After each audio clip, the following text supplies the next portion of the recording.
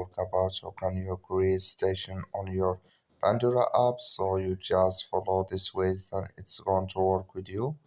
So all you have to do in the first, so you just go down here, click here on my collections here, just click on it.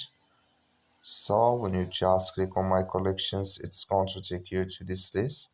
It's going to show for you like this here. So then all you have to do next, just click here on create station here, just click on it.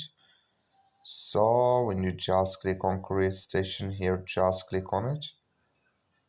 So then it's going to take you to this list. So then here I'm going to click on skip here. I'm going to try again. I'm just click on my collections, then I am click here on create station here. So then here can you, it's going to show for you or open with you, then can you keep your artists there.